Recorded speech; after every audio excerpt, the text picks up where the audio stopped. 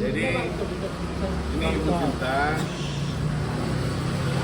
beliau tantenya Mas Okan. Beliau ini punya sebidang tanah di Kota Semarang, di Jalan Rinjani, luasnya sekitar 1.200 meter persegi. Tanah ini beliau miliki fatwa HGB-nya sejak tahun 1986. Dalam perjalanan ada oknum-oknum yang memalsukan identitas dan jual beli sehingga terbit HGB atas tanah tersebut. Sudah dilaporkan ke pihak yang berwajib pada waktu itu, yang melakukan pemalsuan sudah diproses dan ditahan. Nanti kan otomatis HGB ini adalah produk cacat hukum, ya. Sudah diberikan tembusan kepada pihak BPN untuk membatalkan HGB, tapi tidak terjadi. Maka berlanjutlah ini. HGB ini sudah habis masanya tahun 2013.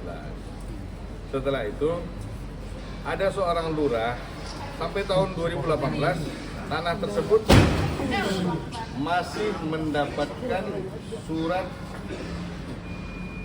3 serangkai dari lurah setempat pengakuan bahwasanya tanah itu adalah milik ibu. Ya, tanah tersebut adalah milik ibu. Setelah itu bergantilah lurah di wilayah itu. Ada seorang lurah baru yang masuk sampai digugat ke Petun. Beliau tidak mau menyatakan surat kepemilikan tersebut adalah milik lawannya kita, ya, terlapor ini. Sampai di Petun, beliau tidak mau memberikan surat pernyataan. Setelah dia digugat, dia datang ke suami ibu, almarhum. Pada saat itu masih ada, jadi beliau baru meninggal 2 tahun lalu. Beliau yang mendukung dokumen-dokumen sehingga lurah itu menang. Lurah yang sama, yang sampai digugat tidak mau memberikan statement, malah memberikan surat rekomendasi kepada pihak lawan yang bukan pemilik, menjadi alasan ditingkatkannya HGB itu menjadi hak milik HGB. Nah, lurah ini mengeluarkan surat pernyataan itu tahun 2020, bulan 4 tanggal 28. Setelah dia keluarkan surat rekomendasi tidak sengketa, tanggal 11 bulan 5 dia cabut kembali pernyataannya setelah 13 hari dengan alasan hilaf mengeluarkan surat. Jadi inilah unsur daripada laporan kita. Kita sudah melaporkan 4 orang, semua domisilinya di Kota Semarang. Salah satunya adalah mantan lurah wilayah itu. Terkait ini juga kita sempat melaporkan kepada Inspektorat Wali Kota Semarang, tapi tidak ada respon sampai hari ini. Maka kita putuskan untuk membuat laporan di Bareskrim agar lebih netral. Ini baru saja dipanggil hari ini Ibu untuk buat pemeriksaan. Nanti kita lihat bagaimana perkembangan. Oke. Pasal 26. Adalah apa, Bang? Ya? Adalah apa? Sorry? 26 terkait dengan pemalsuan. Ya. Ada indikasi mafia tanah keterlibatan itu atau bagaimana? Sangat besar. Sangat besar. Dan mereka-mereka ini sangat berkuasa di Kota Semarang. Ada keterlibatan pejabat Pasti. tinggi di Pemda? Pasti. Yang sipil, yang tidak sipil, banyak keterlibatan. Okan, bagaimana menyikapi hal ini, Bang? Ya, sebenarnya saya ada di sini itu karena awalnya ada kampung saya dan menceritakan case atau kegelisahan tante yang cukup lama dan menghadapi jalan buntu. Makanya tante datang ke saya, kebetulan kenal, untuk minta opini bagaimana dan harus mana, karena takut salah. Karena saya kurang memahami secara garis besar, jadi saya menghubungi Bang Deren, ya kebetulan kuasa hukum saya yang mungkin lebih paham masalah pertanahan dan lain-lainnya. Maka oleh karena itu ya kita saling support untuk mencari keadilan ya Bang. Seperti itu sih. Ini kan maraknya mafia tanah di Indonesia kan sedang ramai nih Bang. Jadinya terkena juga nih salah satunya. Seperti apa Bang menanggapi?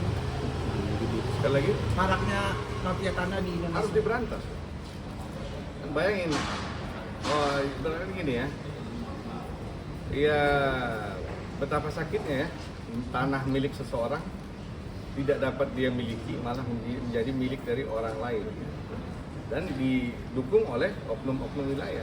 Jadi nanti jangan kalian bilang mafia tanah itu lahir di kantor polisi juga.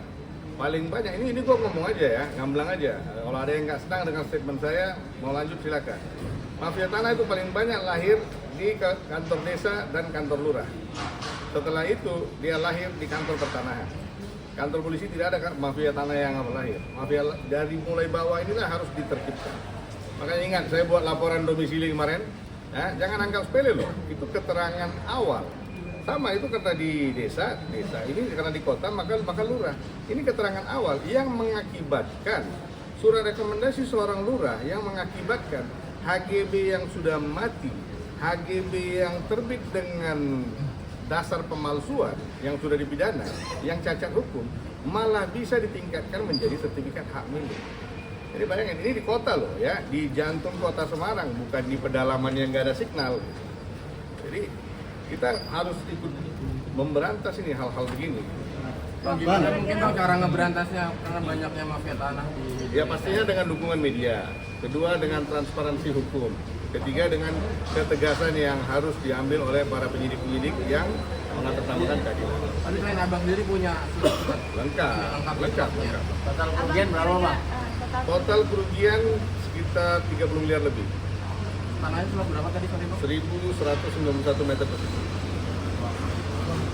Ya bayangin, ibu ini sudah berusia 85 tahun, masih mengejar keadilan untuk dirinya. Selama 40 tahun mereka berperkara untuk mempertahankan haknya, ujungnya kalah. Ya, jadi kalian mungkin sudah paham kenapa laporan ini tidak saya buat di Polda wilayah sana. Saya bawa ke Mabes Polri agar lebih netral, tanpa ada keberpihakan. Sendiri mungkin tergerak untuk membantu terus seoptimis apa sih bisa? Ya sebenarnya sekarang kan sudah zaman transparansi, sudah keterbukaan. Jadi selama kita memiliki data lengkap, selama komunikasi lancar, biasanya sih akan terungkap dengan sendirinya. Ya mudah-mudahan dengan niat baik kami, tentu bisa terbantukan ya. Tentunya prosesnya juga nggak pendek. Banyak waktu-waktu yang akan tersita dan selama ini juga sudah berproses dan dari pihak Mabes juga sangat membantu sekali. Mudah-mudahan lah bisa jadi terang di itu. Nilai tanahnya itu berapa itu? 30 miliar lebih. Itu kerugian yang ditanggung sekarang. Ya pasti 30 miliar lebih. Karena tanahnya kan sekarang sertifikat hak miliknya sudah terbit atas nama mereka. Mereka belum berani menguasai fisik, tapi dinding dari tanah itu bangunan ibu. Jadi mereka sekarang cuma bangun spanduk, bikin spanduk, mau dijual. Tante sendiri mungkin seperti apa Tante menanggapi terjadi ditemani Mas Okan dan Mabes tadi? Ya, seperti apa menanggapi Mas Okan datang ke Mabes ini untuk menyelesaikan masalah?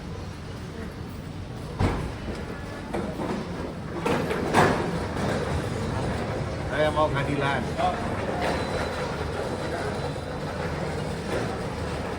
Nggak selesai. Tahun-tahun ya Tante? 40 tahun berperkara. Dari mulai suaminya ada sampai suaminya sudah masuk. Nah, jadi amanah suami ibu ini untuk ibu ini harus diperjuangkan tanah itu. Bang mungkin selain di Barreskrim datanya proses seperti apa Bang? Para memasukkan juga Kita belum ada proses perdata, kita ambil langkah pidana aja dulu. Karena pemalsuannya mutlak. Untuk lokasi tanah sendiri di Semarang di mana? Di Jalan Rinjani. Tengah kota berarti ya? Ya. Tengah kota ya? Makanya saya bilang di jantung kota loh. Terkait dengan ini saya sudah ketemu dengan Kepala Kantor Semarang. 2 kali saya ketemu dengan Kepala Kantor Pertanahan wilayah Jawa Tengah, tapi tidak ada respon maksimal. Dibayangin surat yang dibuat tahun 2020 aja dibalas tahun 2024. Bagaimana begini ya? Berarti ada dugaan oknum-oknum lagi Pak? Ya, Berarti ada dugaan oknum dari pihak banget. Bukan ada lagi, banget. Bandit paling besar dalam cerita ini lurahnya itu. Lurah Penjagalan, nama wilayah. Inisial dia RH. Okan sendiri miris nggak sih keluarga sendiri menjadi korban mafia tanah? Ya pastilah merasa terpukul juga ya. Zaman sekarang masih ada seperti itu, yang dimana pemerintah kan juga lagi berjibaku untuk memberantas hal seperti ini. Jadi mudah-mudahan dengan adanya momen seperti ini kita bisa cari keadilan lah, supaya ya kasihan juga ya, waktu masih muda fightingnya enak gitu. Ini udah umur 45, tentunya dengan pemikiran terkuras, pasti tenaga dan kesehatan pun pasti nanti akan terdampak gitu. Jadi ya kita selalu mensupport tante supaya diberi kesehatan terus ya kan, dan bisa selesai di masalah. kan siap dengan konsekuensi nanti jadwal kerjaannya terganggu segala macam. Ya kalau dengan membantu ya, semua waktu kan bisa dicari, ada waktu pasti bisa jalan lah. Teman-teman artis kan banyak yang kena juga. Sempat cerita nggak? Ada kayak teman artis juga gitu konsultasi soal mafia tanah tersebut. Kan saya bukan Jika pakar. enggak, maksudnya gini, kan mumpung mereka memang ada hubungan emosional, jadi ibu konsultasi ke Mas kan ya namanya artis, bukan praktisi itu, jadi ya diarahkan ke kita. Mungkin besok-besok kalau ada yang konsultasi lagi ke beliau, benar layak dibantu, pasti juga diarahkan. Tapi belum tentu ke saya, mungkin kayak Bang Okan, kayak dijagain preman gitu nggak sih Bang? Apa? Mungkin di wilayah situ dijagain preman gitu. ada. Cuma kita kan pawang ya. Lu bilang lu gila, gue juga nggak waras-waras banget kan. Pasti, cuma kan gini, prinsip saya gini, kenapa saya nggak pernah takut? Selagi saya bela yang benar, saya tidak pernah takut. Saya tidak kesini datang untuk menggarap tanah orang. Saya datang ke sini untuk menyelamatkan tanah orang yang tergarap, apalagi seorang ibu. Bang Okan, ini kan punya chemistry sebagai tantenya ya. Mungkin punya cerita di sana, mungkin apa pernah tinggal di sana gitu sama tante. Oh enggak. Kebetulan kan kalau beda daerah kan. Nah, tante kan domisili di Semarang, dia kan lebih banyak Jakarta. Jadi lurah ini sempat saya datangin di kantornya. Kebetulan dulunya dia lurah di Bendungan. Pada saat itu dia lurah di Bendungan ya, dia keluarkan pernyataan ini. Pada saat saya datangin, dia sudah pindah menjadi lurah Penjagalan. 3 bulan lagi dia tinggal pensiun. Saya tanya, kenapa bisa mengeluarkan rekomendasi seperti ini? Dia bilang, saya hilaf. Jadi dia keluarkan rekomendasi, tanah ini tidak sengketa. Setelah 13 hari, dia cabut kembali rekomendasi. Ini lurah loh, bayangin. Ya. Kadang kita pikir, pangkat kecil, jabatan kecil masih di bawah camat. Tapi jantung tanah itu ada di kepala desa sama lurah loh. Makanya saya tidak pernah melepaskan mereka-mereka yang dari akar-akar ini. Karena inilah bibit penyakit. Jadi tidak selamanya kalau ada yang bilang ikan busuk dari kepalanya, ini dari buntutnya. Bang, tapi si Lurah ini emang udah akan dia mafia. Pemain. Oh, berarti trendingnya dia seperti itu ya Bang? Ya modus jalan. Ya bayangin dia bisa keluarin surat, dia tahu surat itu, dia sampai digugat, dia tidak mau memberikan pernyataan. Orang yang sama tanpa digugat bisa memberikan pernyataan. Kan menjadi pertanyaan. Dong. Setelah dia keluarkan tanggal 28 April, dia cabut kembali statementnya tanggal 11 Mei. Tapi kan pencabutan ini belum tentu dipublikasi. Pernyataan ini yang pasti dilanjutkan. Udah lah, kita paham lah permainan begitu kan. Hah? 4 orang. Ada 3 orang cowok, 1 orang cewek. ASN semua Bang ya? Apa? ASN semua atau? 1 ASN sudah pensiun, yang 3 lagi wira swasta. Inisialnya B, R, H, T, dan I. 3 cowok, 1 cewek. Ini 2 cowok ini diduga usia sudah 70 ke atas ini. Ada di atas. Nanti gua kasih. Bang, target penyelesaian berapa tahun? Berapa lama? Sorry? Target penyelesaian kasus ini berapa lama? kita kembali setelah pesan-pesan berikut. Karena proses penyelidikan itu kan panjang. Nanti kan gini, kalau terlalu cepat pun kita buat proses, nanti akan menjadi prematur. Jadi kita ikutin durasi yang sudah ditentukan untuk tahap-tahapnya, kan ada sidik, dan penetapan hukum. Ya, penting jangan sampai lewat dari masa yang sudah ditetapkan. Akan berkaca dari kasus Nirina Zubir, akankah pendekatan lewat kementerian? Belum ada rencana, Tapi akan mengarah ke sana. jika diperlukan. Sementara belum. Sementara belum. Kita ambil dari langkah hukumnya. Karena bagi saya kalau memang saya ke menteri bisa efektif, ya why not kan gitu. Karena ujung-ujungnya BPN kan gitu. Tapi kalau gua ke menteri juga nanti gua dibalikin ke baris krim, mendingan gua di baris krim aja kan. Apapun ceritanya tetap jalur hukum lebih efektif lah. Karena kadang ini ya mereka ini sorry to say ada hubungan emosional kan. Dia takutnya dia lebih memihak kepada anggotanya daripada saya. Dan itu fakta, banyak terjadi. Jadi, oke. Ya, jadi mendingan kita berdasarkan hukum yang sudah dilanggar, kita kejar celah-celahnya, kita naikin sidik, kita tersangkakan, kita tahan, kita publikasikan. Sebagai pengembalian hak bagi seorang ibu dan sekali lagi sebagai edukasi. Kalau tidak ada yang kebal hukum, kebal tembak, kebal tikam ada, tapi kebal hukum tidak ada ya, itu ingat. Tapi kembali lagi kepada lawyernya, kembali lagi kepada timnya. Oke? Ah ya, nanti